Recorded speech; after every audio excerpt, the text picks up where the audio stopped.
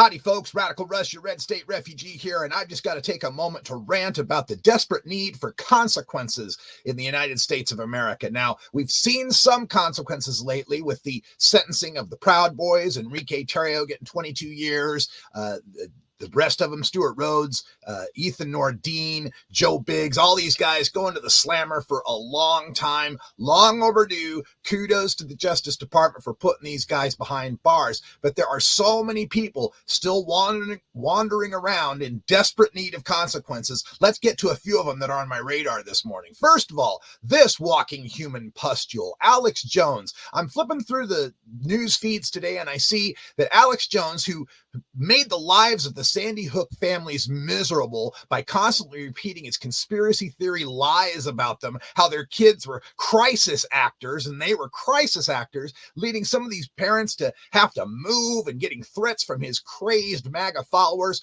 Well, the courts rightfully judged against him. $1.5 billion judgment that he's supposed to be paying out to these people. He hasn't paid out a cent. The Sandy Hook families haven't seen a cent. Meanwhile, he's spending, what did I see? Was it $90,000, 97, something like that, $1,000 on housekeeping staff? How come there isn't an immediate sanction for guys like this, an immediate sort of consequence? I got a traffic ticket just a few months ago, had to pay that traffic ticket, and that's a big hassle for me, and made my insurance costs go up. When we little guys get caught by the courts and have to pay these fines, it hurts. How come there isn't a mechanism to make these guys like Alex Jones have to give up their luxury lifestyles and liquidate all of that stuff to pay off these debts? The other story having to do with consequences today are the consequences for the serious crimes committed by the son of the president, Hunter Biden, because we know Republicans are really, really concerned about unlawful gun ownership. They're really, really concerned about not properly paying your taxes. And oh boy, they hate it when the sons of presidents use their position to make business deals.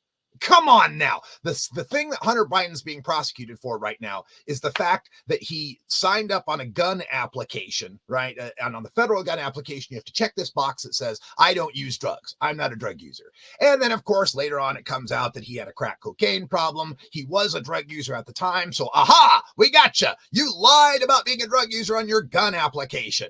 Now, you know how many times that's actually prosecuted in the United States of America? Out of hundreds of thousands of possible cases, it's been prosecuted about 12 times. Obviously, selective consequences for Hunter Biden. And again, Joe Biden, president here, no connection whatsoever that anyone can seem to find, but the Republicans want to try to impeach him anyway because his son smoked crack and lied on a gun application and had a business in Ukraine that he was working on. Okay, if that's such a big problem, why don't we start talking about holding others to account by those same exact standards? Let's start with Donald Trump Jr. Okay, you want to talk about drug users and guns? This guy is a walking Tony Montana, okay? And him and his brother there, Eric, the Beavis and Butthead of the family, were out hunting in Africa, shooting these endangered animals, and had all sorts of shady instances onto how they got that hunting license, right? But no prosecution there for hunting endangered species on a shady license after a coke binge for Donald Trump Jr. And let's not let Ivanka Trump off the hook either. We're really, really worried about Joe Biden's son having some business deals in Ukraine. Meanwhile, Ivanka Trump got all these Chinese trademarks, fast-tracked, got hundreds of millions of dollars, made buku bucks while she was in the White House advising her daddy. Come on now, if we're going to be prosecuting these Nepo babies, let's start prosecuting these Nepo babies. And if you're going to talk about Ivanka Trump, you also have to talk about the pale man that she's married to there, Jared Kushner. I mean, this guy couldn't be more villainous if he tried. He literally had a building that was 666 Park Avenue. I mean, that is the address of a Bond villain, if you ask me. Here's a guy who got himself $2 billion from the Saudis in some sort of shady, nefarious dealings that had a lot to do with the fact that Saudi Arabia, Mohammed bin Salman, executed, murdered, tortured, dismembered an American reporter. Jamal Khashoggi was reporting for the Washington Post. He had him murdered. And next thing you know, Jared Kushner's getting $2 billion. And Mohammed bin Salman even bragged about he's got Jared Kushner in his pocket. What else did the United States of America give up to Saudi Arabia, the country that sponsored 9/11, the country that had 15 of the 19 hijackers who took down the Twin Towers and the Pentagon and Flight 93 in Pennsylvania? Why has this guy not faced any consequences? Another thing coming across my feed today is the Boy Scouts of America and the fact that they are settling in their bankruptcy suit here over 80,000 cases of sexual abuse by Scoutmasters over Boy Scouts. 80,000 cases of abuse. And now that bankruptcy deal is kind of in limbo right now because of another case having to do with Purdue Pharmaceuticals. You know that one. Purdue Pharmaceuticals, they're the ones that produced OxyContin in the 90s and said, oh, it's not addictive, and started pushing it out on the people and leading directly to the mass opioid epidemic that we're still suffering from today. Well, the Purdue bankruptcy case is in limbo right now because there was a part of the case that basically insulated the Sackler family, the billionaires, the oligarchs behind Purdue Pharma. Basically, it let them sue the company, let the bankruptcy hit the company, but not let it directly affect the Sacklers themselves and their own personal wealth. And so the courts are dealing with this right now because there's a lot of people in that lawsuit that want the Sacklers to pay, want some consequences for these pushers. If they were regular old drug pushers out on the street that had killed this many people, they'd have gotten life sentences or the death penalty by now. But because they're some sort of billionaire oligarchs, they're insulated by all this corporation bullshit that allows them to keep their fortunes. Well, that is going to the Supreme Court. And so the Boy Scout settlement has kind of a similar situation going on. These Boy Scout organizations oftentimes work in league with churches and other organizations. And so some of the people in the Boy Scout settlement are saying, hold on, this Boy Scout settlement makes it so I can't go and sue the church that went and sponsored those Boy Scouts and also knew that all of this abuse was going on. And I can tell you from personal experience, the Mormon church in the western parts of the United States is heavily involved with the Boy Scouts. I was a Boy Scout for about 3 weeks until I figured that out and realized, I don't really be needing to attend another Mormon thing.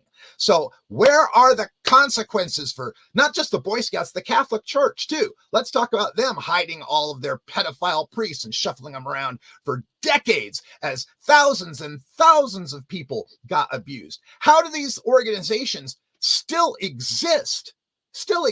I mean, if there was a daycare center that was abusing as many kids as the Boy Scouts did, it wouldn't exist anymore. It would be shut down. How do they continue to operate? It just blows my mind. Another story popping up on the radar, and nowhere near as serious as those sexual abuse cases, is the new revelations that South Dakota Governor Kristi Noem, who's been married for 30 years, and Trump advisor Corey Lewandowski, who's been married for 15 years, have been carrying on a years-long clandestine affair. All right, that's fine. I don't care. Diddle who you like. My problem is with people like Lewandowski and especially Kristi Noem, who trumpet the family values line. Kristi Noem has been at the Family Values Conference and spoke so glowingly of her family and the family values, and been vocally opposed to gay marriage, saying gay people can't get married. That's the wrong thing. That's not what God intended. Well, there's a whole lot of gay people that I know that are in very committed, monogamous, faithful relationships. And you, Kristi Noem, don't seem to have that going for you. Talk about your family values. How about some consequences for Kristi Noem? How about these family values people finally, for once, take that seriously and refuse to elect someone who doesn't represent that family value? And another story running across my feed these days has to do with the Writers Guild and the Actors Guild, all these performers that are on strike against the producers, because basically the producers want the writers to work for pittance. They want the actors' images to be able to be scanned by AI and used in perpetuity, all sorts of things that are meant to screw the little guy. And we know these producers are making tens of millions of dollars each. These Disney CEOs and Netflix CEOs making tens of millions of dollars of each. They've got plenty of money to distribute to the little people, the workers, the actors. And again, most of these writers and most of these actors aren't your superstar A-listers that get, millions of dollar contracts. These are people that have just regular working class jobs, and in some case lower than working class jobs if you check out the pay and benefits for them. They deserve a fair break, as do all workers in America. And believe me, we need to see more of these strikes. We got the United Auto Workers going on strike saying they want a 40% pay raise because the CEO's pay has gone up 40%. People are starting to get a class awareness and understanding that there's plenty of money to go around. It's all being hoovered up by the 1%, by the oligarchs. So it is beyond maddening to see these shows, Real Time with Bill Maher, the Drew Barrymore show, The Talk, and the Jennifer Hudson show, all saying they're going to go into production during the strike without writers. They're going to be scabs. And the thing that kills me about this too is these are all shows that you would generally consider to be on the left side of the political spectrum, right? You generally consider Bill Maher to be a lefty. You generally consider these daytime talk shows to be, maybe is not as political, but at least friendly to, gay issues and women's issues and so forth. And yet they want to be scabs. They want to break the picket line. Shame on you. How about some consequences for these people? How about us progressives, us liberal types, boycotting these shows, boycotting these people's movies, boycotting their stand-up comedy specials and so forth? Because you know who's doing it right? The late night guys, the Stephen Colbert, Jimmy Fallon, Jimmy Kimmel, Seth Meyers, and John Oliver. They put together a podcast. The five of them are doing a podcast, and the money they're raising for that podcast is to pay all their staff.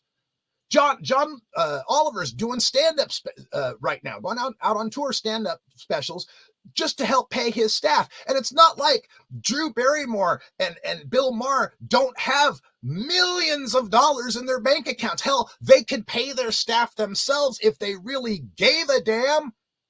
And I was talking earlier about Jared Kushner being a Bond villain. Here's Bond villain number 2, the elongated muskrat, apartheid Clyde here, Mr. Diamond Mind inheritor. And the stories that have come out about this guy are just blowing my mind. The fact that he ordered his satellites, his Starlink satellites, to shut down as Ukraine was trying to use them to initiate an offensive against the Russian Navy, right? A U.S. government military contractor purposefully and personally messed up the military operations of a U.S. ally against a U.S. enemy. It can't be any clearer that this man is a traitor to the United States on par with a Benedict Arnold.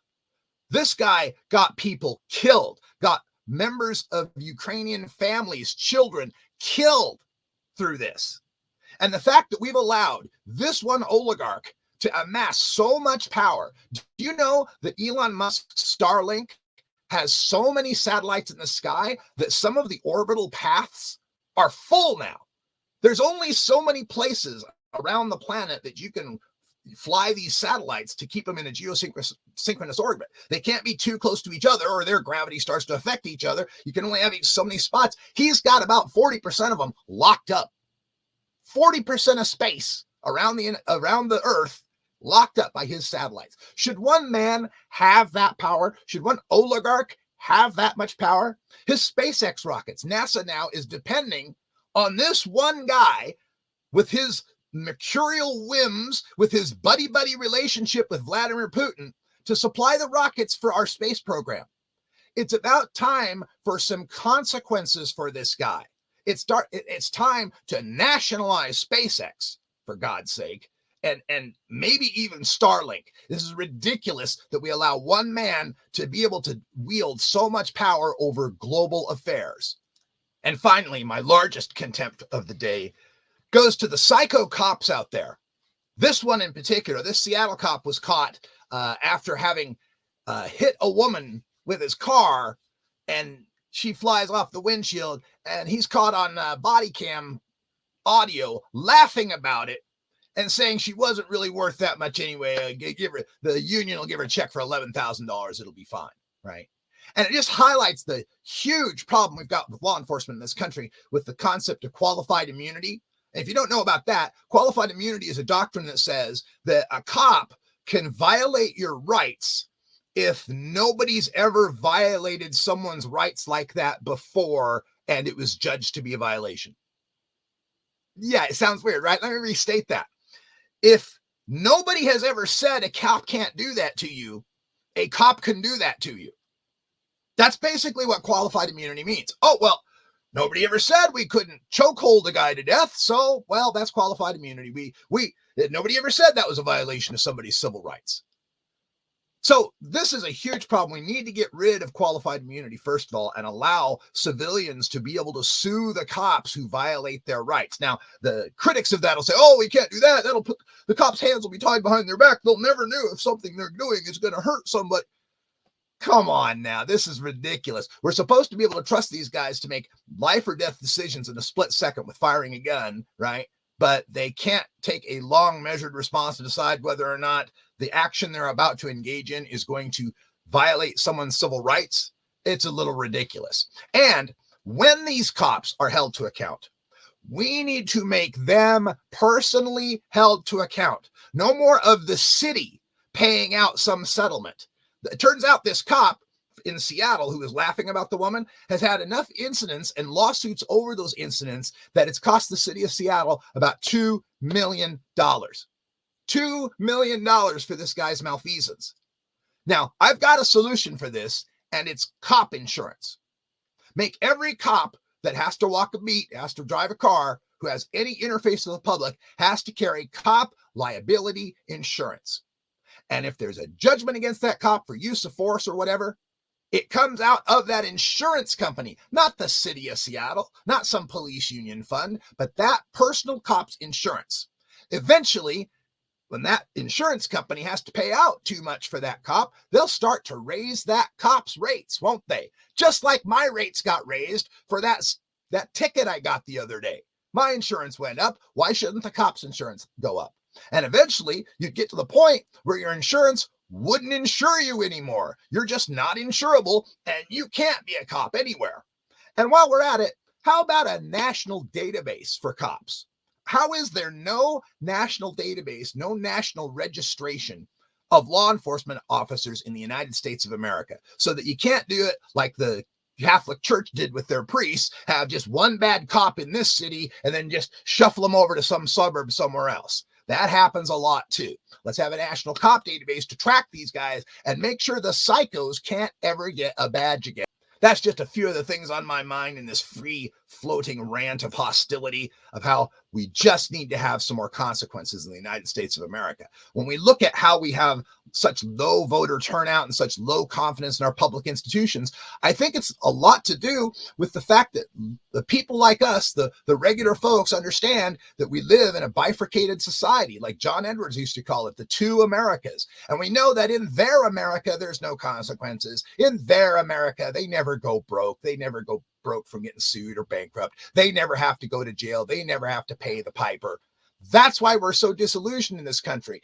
Bring back consequences for the people in power, and I'll bet you see a lot more civic engagement from the people without the power. I'm Radical Russ, and that's the rant.